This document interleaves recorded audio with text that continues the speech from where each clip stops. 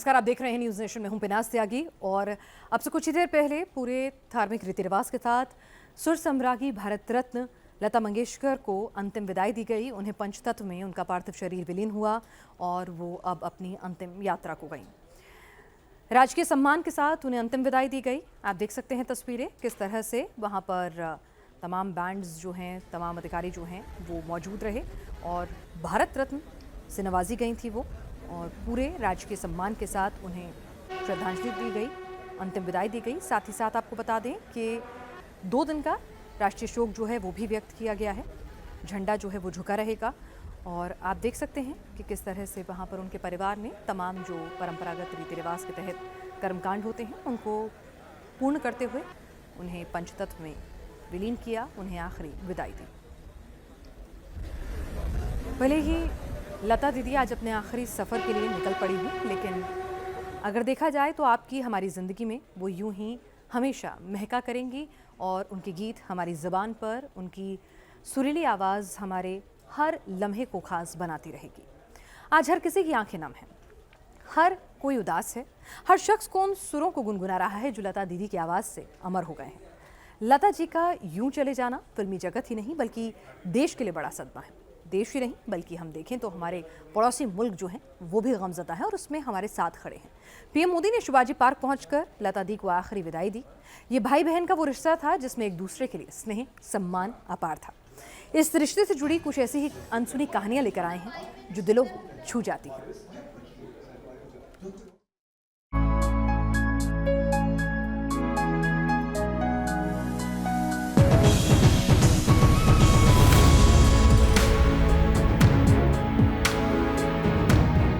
वाकई सुर सम्राज्ञी लता दीदी भले ही इस दुनिया को अलविदा कह गई हों, मगर उनकी आवाज अखंड है जिसका न आदि है न अंत। उनकी अनंत यात्रा के बाद भी उनकी आवाज, उनकी हर स्मृति हर हृदय में है। भावुक मन से जब प्रधानमंत्री मोदी अपनी लता दीदी को विदाई देने पहुंचे तो मानो दिल में भावनाओं का ऐसा समंदर उमड़ रहा था जिसे शब्दों में बयां करना मुश्किल है।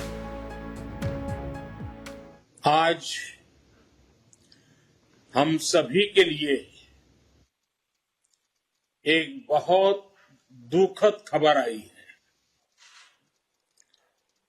हमारी लता दीदी आज हमें छोड़कर चली गई है, जिनके कंठ से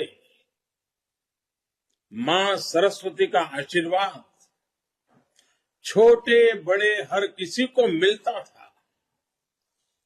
वो लता दी ब्रह्मलोक की यात्रा पर चली गई।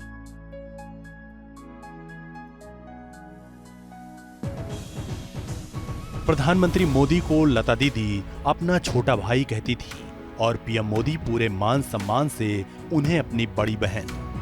रिश्तों की यही अटूट डोर हर उस तस्वीर में दिखी जब सियासी भागम-भाग और सुरों की दुनिया से इतर लता दीदी और मोदी मंच पर होते थे। परंपरा और प्रोटोकॉल की बेड़ियां टूट जाती और एक अक्स उभरता एक दूसरे के लिए स्नेह भाव का, जिसका जिक्र पीएम मोदी ने अपने मन की बात में किया था। उम्र में भी बड़ी है और काम में भी बड़ी है, और आपने तो ये जो सिद्धि पाई है ये साधना और तपस्या करके पाई है। दरअसल साल 2019 के सितंबर महीने में प्रसारित मन की बात कार्यक्रम में पीएम मोदी ने बताया कि उन्होंने कुछ दिन पहले लता मंगेशकर जी से फोन पर बातचीत की थी। इस कार्यक्रम में पीएम मोदी ने लता दीदी के साथ हुई बातचीत की रिकॉर्डिंग भी सुनाई। लता दीदी प्रणाम, मैं नरेंद्र मोदी बोल रहा हूँ। प्रणाम। मैंने फोन इसलिए किया क्योंकि इस बार आपके जन्मदिन पर हाँ। मैं हवाई जहाज में ट्रैवलिंग कर रहा हूँ। अच्छा। तो मैंने सोचा जाने से पहले ही हाँ। आपको जन्मदिन की बहुत बहुत शुभकामनाएं, अग्रिम बधाई दे दूं। आपका स्वास्थ्य अच्छा रहे, आपका आशीर्वाद हम सभी पर बना रहे, बस यही प्रार्थना। और आपको प्रणाम करने के लिए मैंने अमेरिका जाने से पहले ही आपको फोन कर दिया। लता दीदी के सम्मान में पीएम मोदी के दिल में जितना आदर भाव है, उतनी ही शिद्दत से लता दीदी अपने छोटे भाई नरेंद्र मोदी का ख्याल भी रखती रहीं। भले ही सियासत से उनका दूर दूर तक कोई नाता ना हो, मगर अपने छोटे भाई के हर दौर का ख्याल वो बड़ी बहन की तरह रखती थी। और शब्दों के यही जज्बात तब उभर कर सामने आए जब पीएम मोदी ने दूसरी बार प्रधानमंत्री पद की शपथ ली और लता दीदी ने उनके नाम एक चिट्ठी उनकी मां को भेजी थी। देखिए, गुजराती भाषा में लिखी ये वही चिट्ठी है जो लता दीदी ने प्रधानमंत्री मोदी की मां को भेजी थी। इसमें लता दीदी ने लिखा, आपके चरणों में मेरा सादर प्रणाम।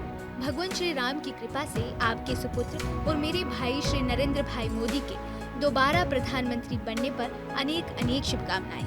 आपके और श्री नरेंद्र भाई के सादगीपूर्ण जीवन को मेरा वंदन। आपके पूरे परिवार को बहुत बहुत शुभकामनाएं। सकुशल आरोग्य और दीर्घायु के लिए प्रभु से प्रार्थना। मैं पहली बार गुजराती में पत्र लिख रही हूँ, कोई भूल चूक हो तो क्षमा कीजिएगा। वंदे मातरम। आपकी बेटी लता मंगेशकर। शहद जैसी मिठास और शहद जैसी अखंड धार, सुरों की सिरमौर लता दीदी और सियासत के सिरमौर नरेंद्र मोदी के रिश्तों में एक मंच वो भी था जब लता दीदी ने एक ऐसी बात कह दी थी जो पूरे देश की सुर्खियां बनी थी और आने वाले कल के लिए मानो एक भविष्यवाणी जैसी थी। वो 1 नवंबर 2013 में पुणे की एक शाम थी जब नरेंद्र मोदी गुजरात के मुख्यमंत्री हुआ करते थे। उनके साथ मंच पर थी देश की आवाज सुर साम्राज्ञी लता मंगेशकर। उस दौरान लता दीदी के दिल से निकली एक आवाज देश भर में सुर्खियों में छा गई थी। वो आरजू थी कि नरेंद्र भाई देश के प्रधानमंत्री बने।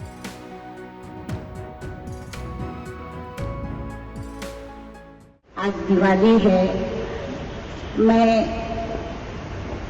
भगवान से प्रार्थना करती हूँ कि हम जो चाहते हैं, आप जो चाहते हैं कि नरेंद्र भाई हमें पीएम की जगह पे नजर आए। जब लता दीदी ने नरेंद्र मोदी के लिए दिली इच्छा जाहिर की तो मोदी मुस्कुराए, मगर पूरी सभा तालियों की गूंज से गूंज उठा था। ये लता दीदी की आवाज का जादू था, उनकी आवाज का इकबाल था जिसे सच ही होना था। कुछ ऐसा ही लम्हा जनवरी 2014 में आया था। शहादत को सलाम करती जिस आवाज ने कभी नेहरू को रुला दिया था, उसी गाने ऐ मेरे वतन के लोगों के 51 साल पूरे हो चुके थे और मुंबई में एक कार्यक्रम रखा गया था जिसमें नरेंद्र मोदी ने लता दीदी का इस्तकबाल किया। पंडित जी की तरफ से महबूब खां साहब मुझे बुलाने आए। उन्होंने कहा, लता चलो, तुमको पंडित जी बुला रहे हैं। जो मुझे पंडित जी क्यों बुला रहे हैं? तो उन्होंने कहा कि नहीं, तुम चलो तो सही, देखते हैं। मैं गई तो पंडित जी के आंखों में पानी था और मुझे कहा कि बेटा, तुमने आज मुझे रुलाया। ऐसी तमाम सुनहरी यादों की एक ऐसी दुनिया है जिसमें बड़ी बहन और छोटे भाई की अनमोल तस्वीरें। Team news nation. रही ना रही हम महका करेंगे। जिस गले से ये सुर निकले वो भले ही खामोश हो गया हो, लेकिन ये शब्द लता दीदी की आवाज में अमर हो चुके हैं। लता दीदी का न्यूज़ नेशन से अटूट रिश्ता था। जब कभी भी न्यूज़ नेशन उनके पास गया तो हमेशा उत्साह से बात करती थी। न्यूज़ नेशन के साथ लता दीदी के कुछ ऐसे ही किस्से की कहानियां जो फैंस तक भी कई बार नहीं पहुंच पाई। आप देखिए।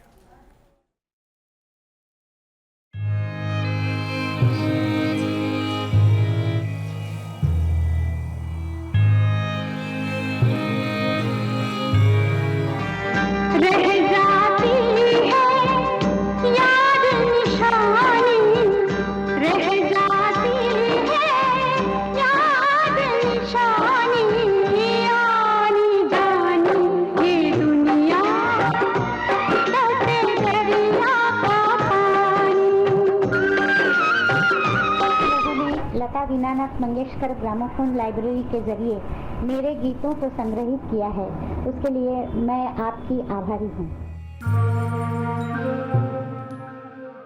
लता दीदी ये सिर्फ नाम नहीं बल्कि वो अनमोल पहचान है जिसने देश ही नहीं दुनिया में भी हिंदी फिल्म जगत को अपने सुरों से संजोकर कामयाबी के मुकाम तक पहुंचाया। फिल्मी दुनिया को ऐसी कालजयी आवाज का तोहफा दिया जो युगों युगों तक याद रहेगा।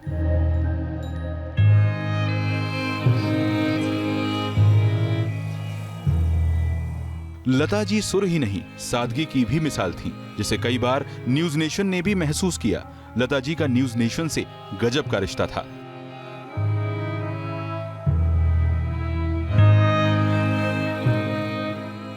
न्यूज नेशन जब भी लता जी के पास उनके फैंस और दर्शकों की ख्वाहिश लेकर पहुंचा, लता जी ने हमेशा न्यूज नेशन और दर्शकों को अपना प्यार दिया।